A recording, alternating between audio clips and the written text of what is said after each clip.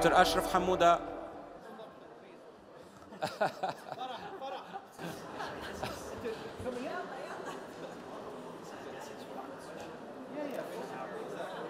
David Kogat, Ruben Benjamin,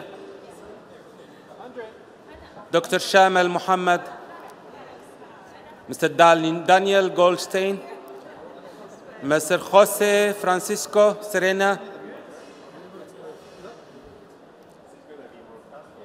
Mr. Andrzej Voigt, Dr. Beatrix Henkel, Mr. Daniel Solomon, Mr. David Albertani. Are we here? Yes. Mrs. Farah? Here. And we have a cherry on the cake. A cherry on the cake, Mr. Yazan. Mr. Yazan Al-Qudmani, Emirates Biofarm. Is he here? Yes? Have a seat. You said. Thank you. Pushing to get another For us, the main thing that we do. See, Daniel.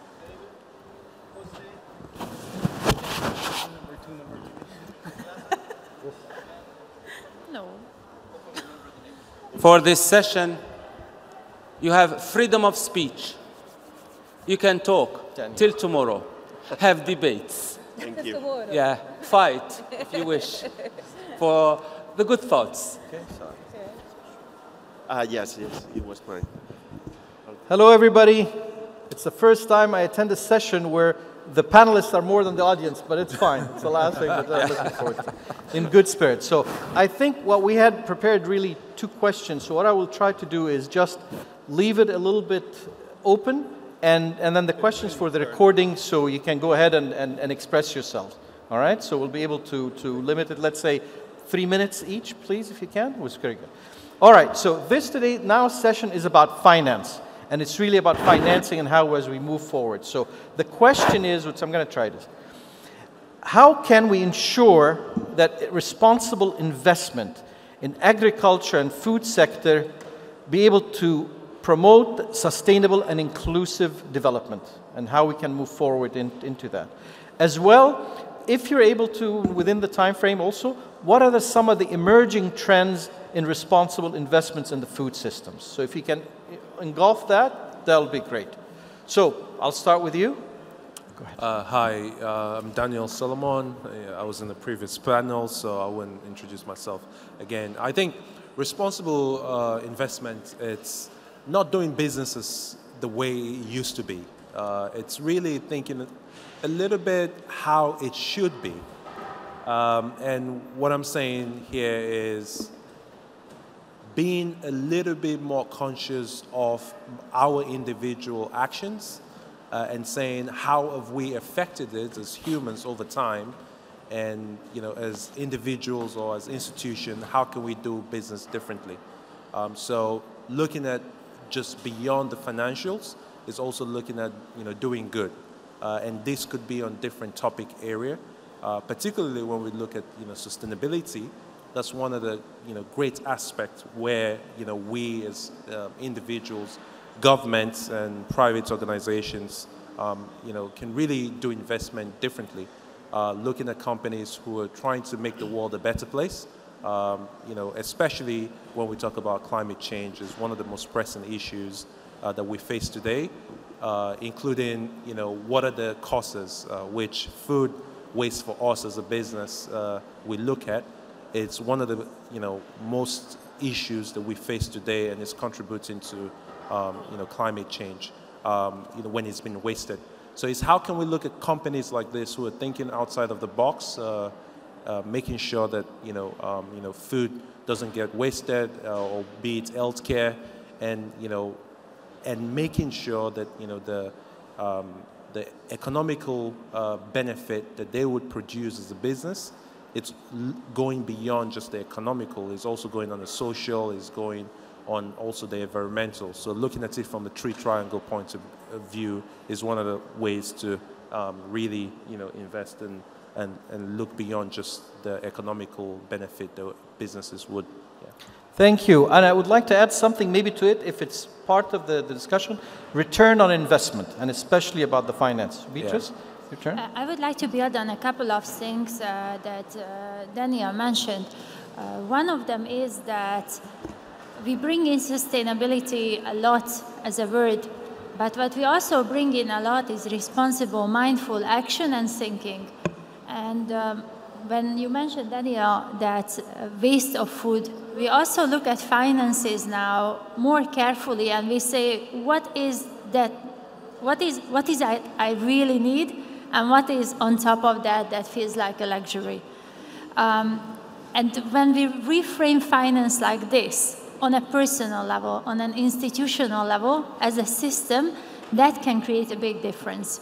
Now, a couple of things, talking of emerging trends that comes to mind a lot. One of them is, and we mentioned it in the previous panel as well, and it feels like it needs to be mentioned again, the need of investing in smaller enterprises. And it was Mr. Ashraf who mentioned it in our preparation for this discussion, that we have the microfinancing and we have the mega projects, but we don't have something in between for those small startup innovative ideas requiring $10,000, $20,000, $30,000, and they have a huge impact. We don't really have a system for that. So I would add one more point and then link it all together, and you will see how it fits. The third point I would mention is how important it is to introduce finance at the earliest stage. When we talk about finance and money and budget, we start with the very early age, meaning 7-, 8-year-old child that has metacognitive skills can easily and effortlessly work on finance. Let it be electricity bill or the shopping list or any other thing that makes that child already aware of finances. And if we link it to agriculture, and some very knowledgeable panel members already mentioned, if we give them that responsibility of grow something, have your own mini farm, take that responsibility, do the calculation, even better. It's not only a project, it's a viable idea that teaches them a lot of life skills, values, virtues, together with many other things. And now how it all comes together, circularity. You hear people at this Congress, many other congresses, workshops, conferences, talking about circular economy. What we really mean is that we as a world's population, we as economies, we as individuals belong together, one system. You cannot feed one part of the system and forget about the rest. You always need to think of system. As you are one system in one body, the world, all its populations, nations, economies, micro, small, medium enterprises, all this belongs to the system and forms part of the system. And thanks to God, we reached that era where this comes as a common knowledge by default to many of the youngsters by nature, that they think in systems, they think of humanity, they think in communities. And this is very much forward pointing. Thank you. Thank you. Okay, a responsible investment. A lot of farmers and a lot of people think that not succeeding in agriculture is because of the lack of money. In UAE, thank God, we have a lot of governmental entities, a lot of banks who would just fund. Like, for example, Khalifa Fund. The problem is the lack of knowledge. A lot of projects took place, but the farmer couldn't run and operate the farm. So what we have done, we have created an agricultural diploma, a must before getting any fund. For any agricultural project, you need to go through a diploma. It's not only a diploma, it's a study, because it's a business after all. No business will be a losing business if you do a proper feasibility study, a proper knowledge of what you want from this land and how you will have your income, how you would have your return on investment on how many years. For example, we have met Holland, a Dutch company, that was proposing for us a huge 5,000 square meter container, and we will get around 50 tons of lettuces per cycle. Like, oh my God. Okay, where do we sell them? What is the cost of 7.5 million euro facility to grow lettuce? First of all, where do we sell? So before going into this investment project, you need to study the product, the supply chain, and what is your profit from this model. Because agriculture before Mr. Ashraf, it was a hobby. It was a hobby. Every person has a land in front of his house and he planted whatever he wants, and if he could sell, he sell. If not, it's okay. Now it's not a hobby anymore. It's a mission for every country to plant for food security. They have a duty to plant. So it's a different requirement from farmers nowadays. So to have a responsibility, really, we need to be in this level of knowledge, of education, and knowing where our business is going through. There's a lot of waste of money going in farms. A lot of people are stealing because it's an open land. No one will know how many kilos of tomato just disappeared in the farm. So how do we control it? How do we have traceability for our crops? This is where we need to focus to make the best of profit, because the farm is profitable. Of course, there is no farm that has no profitability. Thank you. What I like about this group is that it comes from all, from the venture capitalists to the incubators to the producers to everybody. So we're going to get the whole view from everybody. So David, go ahead. You're next. Thank you. So just to introduce quick myself, because I couldn't on the last panel. So I'm David Arutani. I'm the CEO of R20. So we are a foundation based in Switzerland, and we incubate investment fund. So the latest one is called the Subnational Climate Fund. It's a $750 million US fund. We have a concessional first loss from the Green Climate Fund. And so we do invest in multiple sectors, among which sustainable agriculture. And so the way we would see it, so it's twofold. The first one is, how do we ensure it's sustainable? And here, there are no miracles. You need to have very strong environmental social safeguard. You need to have audit. And so this is why within our consortium and with partners, you need to have at some point, external auditors specialized into environment and social metrics that will come and assess. And I think this is something that at some point is unavoidable. If you want to really avoid having negative impact, adverse impact, being social or environmental, you need to understand what you do. So you need very strong baseline studies. You need to have third-party auditor. You need to have people trained on what they can do, cannot do. And this is really more about human training and really monitoring what you do. The second one, which is really on investment, I fully agree with you, Farah. The first thing we will always look is offset. Who are you going to sell what you're producing? To whom? How much? How securities? And we see way too many investments that are really white elephant, that want to produce thousands of tomato in a country that doesn't even eat tomato. So there is now a question. We cannot just produce to produce. We need to see for whom are we producing? Is it long export? And if that, why can't that be produced locally? And so you have to really get into all the value chain, understanding why you're doing what you're doing. And if you speak about sustainability, financial sustainability is one of the key metrics.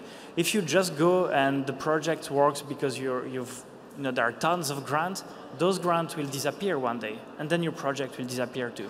So one of the key of sustainability is also to have a financial sustainability. And linked to that, the type of investment we're looking are, what people would see regular investment, regenerative agriculture. So we're looking at a date farm in Morocco. We're looking at fonio in Mali and Senegal. However, I think there is also a lot of investment to be made in the system. You can go in our stand. We have Fonio chips that are eligible to be sold in Walmart in the US, free to eat. So, for instance, one of our investments we're currently looking at is cold value chain in Morocco and Senegal, in the port of Tanger, port of Dakar, and a few other cold storage value chain. If you want to sell to the US, once your crop is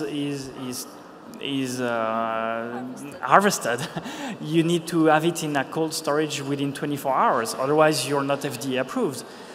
If you speak about Western Africa, most of the time that's not possible. So we also need to invest in the processing centers, in the food processing, all the food system. And sometimes that's a bit overlooked.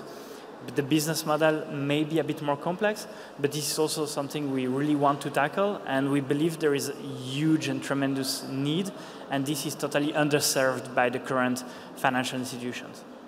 Thank you. Jose? Well, to go to your question, to go back to your two questions, so in terms of return of investment and so on, and trends, right? I would say there are a lot of efforts into regenerative agriculture, that it's basically, going backwards to understand how the soil reacts to certain stress levels and so on, and how to regenerate actually the soil.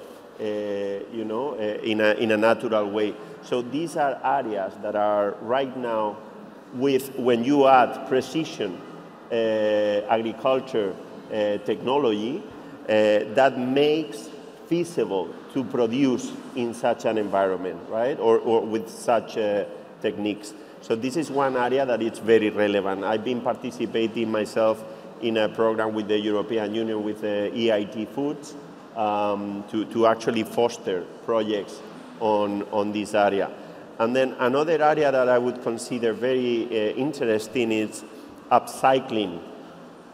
When it comes to how can we extract now value out of products that has been discarded, right? So now we have technologies, we have methodologies that enable us to extract, for example, nutrients of something that would be considered waste otherwise, or to for example, to transform some food loss into an added value ingredient. This is happening as we speak. This is happening now. So it's a matter of putting efforts and willingness in the right areas to help these areas to develop in a consistent way, so at some point they become financially feasible. And then when it comes to return and feasibility, right, of a business, so I think the biggest problem is that for the VCs, for the investors, for the private equity, they don't look at the food business as something profitable or with high returns, especially when you compare with technology, right?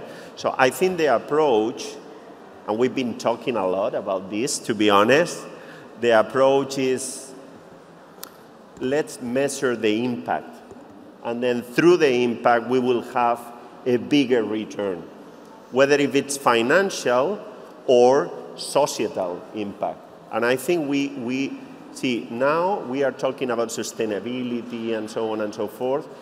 We have to really consider that our companies, all our companies, we have something to do on sustainability. We have something to do on societal impact. And the sooner that we realize, the better for all of us, for our companies, but definitely for the world, right? And this is true. I mean, there is a true value in having this approach. So the brand is benefiting from this, right? So I would really like to shift a little bit the way of thinking in terms of return to in terms of impact. And I have to say that I am in contact with different institutions, and this is happening. So thanks God, we are more and more aware about this need, so this is happening. But still very, not mainstream, unfortunately. Thank you. Yeah. Andrea? Each project is different, and sector, product, people, management. I'm originally a banker and focused on project finance, structured finance.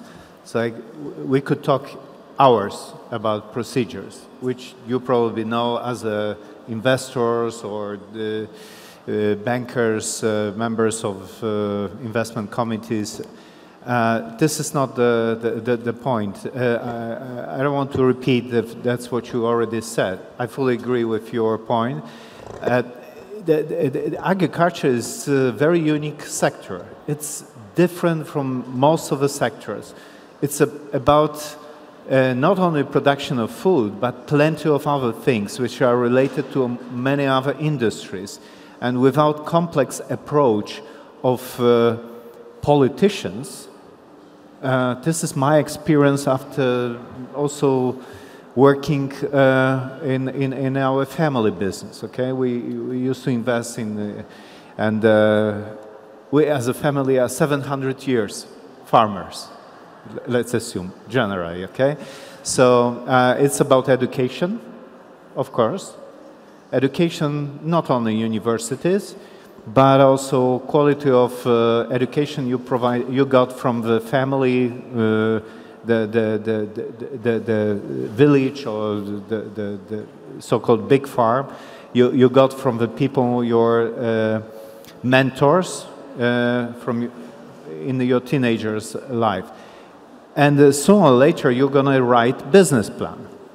Yes, and this business plan is all about management skills and who is the co-founder. And this is, from my perspective as a banker, that was the key moment to find, to meet people who are really the one who wrote the business plan. Not paper. That's a big mistake of Basel regulations and the management of many banks. They lost a lot of money because simply the risk management is not allowed in most of the banks to meet with the sales department of a bank. Okay? How you can communicate, how you can assess the risk of a project if you have no communication, face-to-face, eye-to-eye contact with the people who come to you with a project, whether it's small project or big corporation. It's the same. So different projects is in, let's say, the country of European Union, but slightly different assessment of the risk is from in Bangladesh. Hello.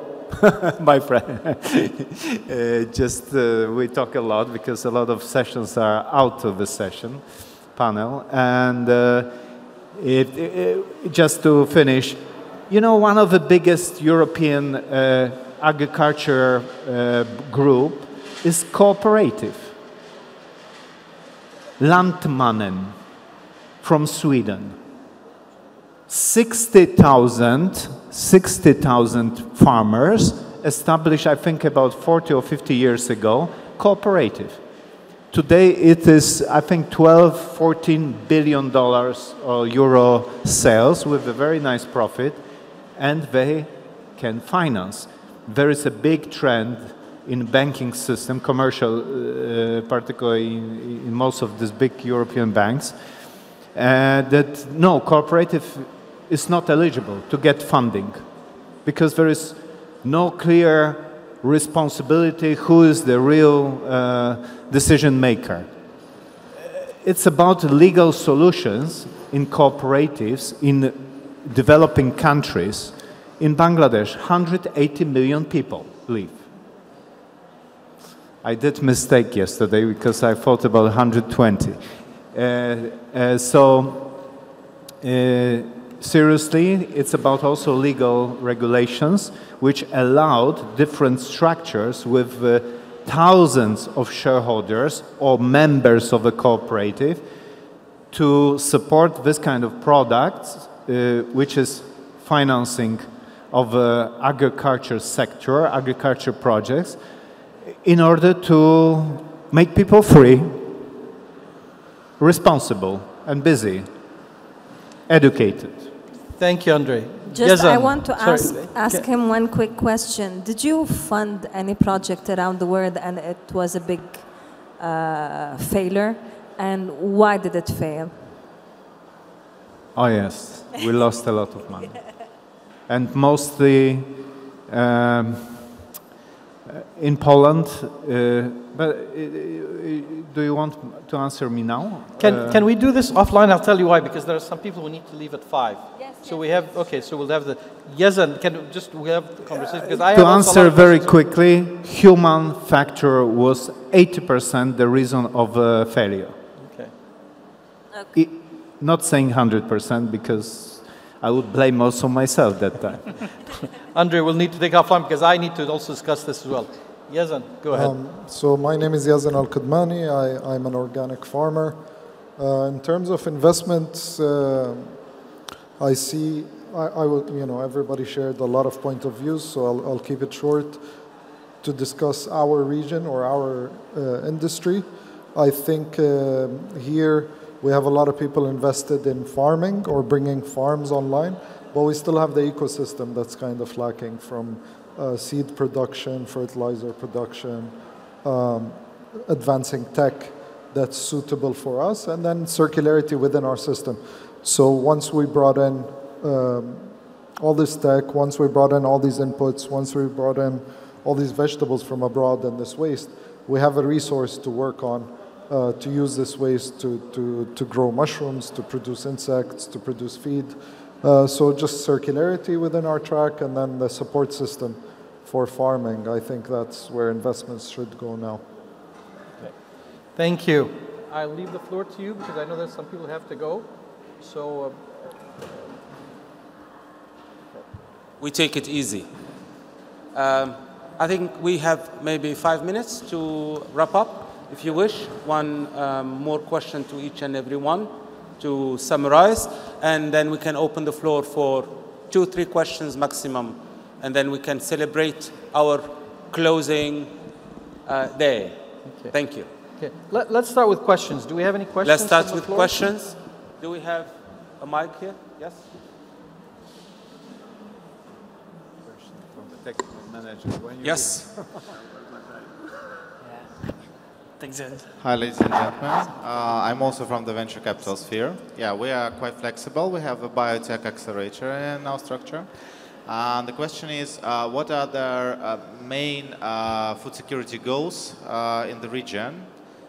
Because like there are few details, like the soil is different, and water is different, and all these things. So what are like 3 main goals in food security, and maybe 3 things how you personally will see the solution to solve it? That's about 10 questions into one, but I'll say. Okay. One answer? We have a farmer here, so maybe Yes. Yazan. Maybe Mr. Yazan. So if I understand your question correctly, what are the 3?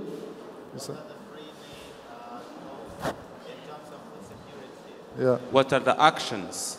Yeah. Yes. So here we have a very robust food security system. We're fortunate to have a Minister of Climate Change who's very interested in food security, Her Excellency Mariam Al-Meheri. By 2030, I believe we are supposed to move up to 20 to 30% local production.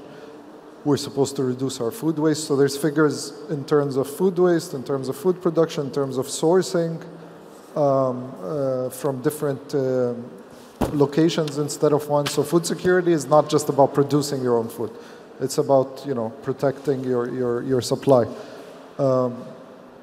In the UAE itself, they have identified a few crops and a few things to really focus on and push on. In the UAE, we have very limited and precious resources. So water is one of our big challenges here. And this brings us to the topic, what you just said, different water, different So let's say a country that needs LED lights or soilless agriculture, maybe another country needs a different set of solutions, or they have a different set of problems. We have too much sunlight here, not too much, but I mean compared to some other countries. We have a water problem. So here there's a big focus on soilless technology for agriculture from the government to save water. The main purpose is to save water. Now the challenge is investors brought the technology, but they brought it for, let's say, lettuce, for example. And when we look at our water use in the UAE, we use it for date palms, we use it for animal feed, we use it for tomatoes, cucumbers, but not really for lettuce, for example. So this becomes additive. It doesn't solve my problem. So we're hoping that investments and now more research comes up to solve our localized problem, and within the economics of what's the cost of our water here, what's the cost of our inputs, and what's our selling price. I believe if Europe was an open zone to trade, Holland and Spain might not survive as agriculture countries. The US subsidizes 40% of its farmers' income. So there's a lot of different subsidy structures, cost structures. So you can't just take the same investment you would do in a country or a technology and bring it here and do it here, because we see that over and over again and it's not really working. Sorry if I didn't answer your question, but... A quick add-on on Yazan, because he spoke about a lot of things. First of all, we are all working in UAE to fulfill the vision of His Highness Sheikh Mohammed bin Zayed, the President of UAE, in reaching food security in 2030, 2031. His Highness Sheikh Mohammed bin Rashid is creating the Food Tech Valley to attract all the tech companies from all around the world and start deploying their technology in UAE to work on food security. And of course, not forgetting the ministers. I want to say Her Excellency Mariam Al-Meheri and her hard work in supporting farmers, all the governmental entities who fund, who support, and who follows up with farmers. You will never see it in any country in the world except UAE. I think, Mrs. Farah, this is very, very important to highlight the governmental effort, but also the individual. We need to highlight the individual impact, what people are doing. I can give you an example. There is a very notable lady who has initiated a project called Food ATM.